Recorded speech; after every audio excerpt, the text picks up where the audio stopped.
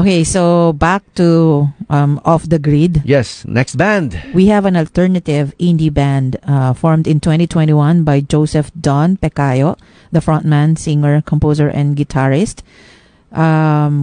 Sila ay mga taga Laguna. Yun, Sizzling Halo Halo.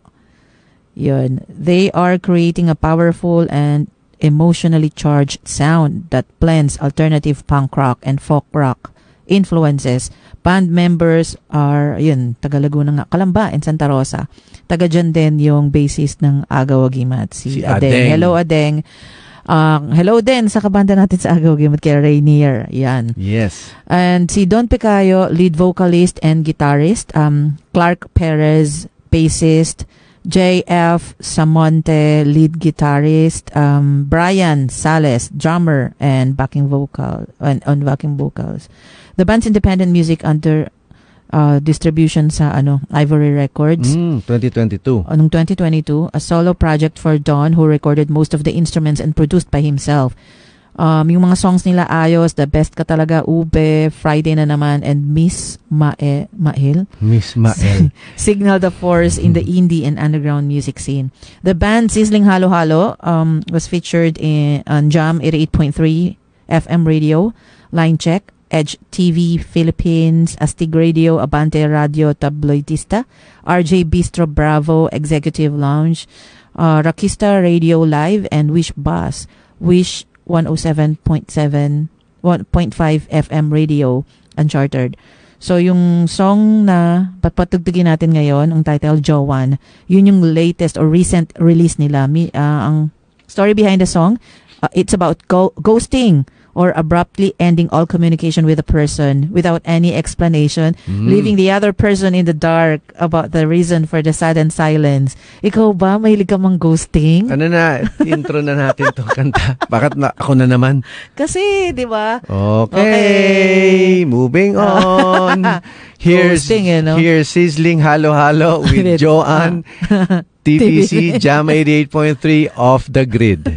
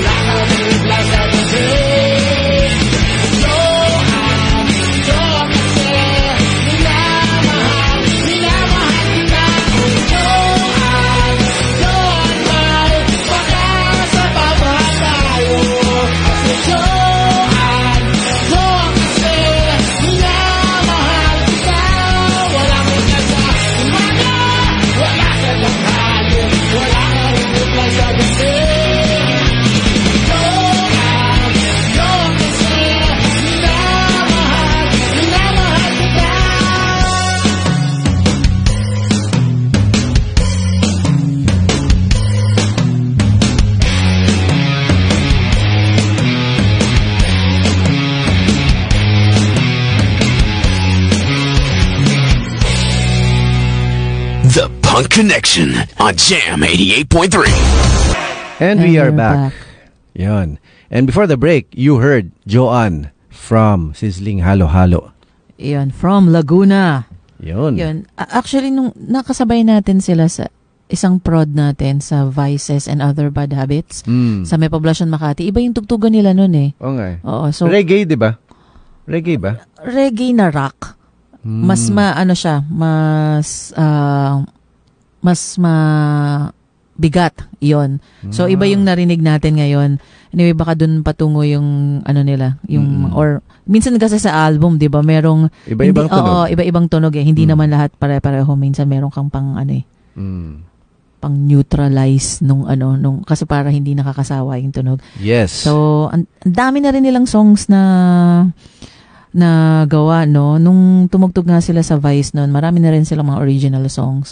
So, i-check out nyo rin yung page ng mga banda sa Off the Grid bilang suporta.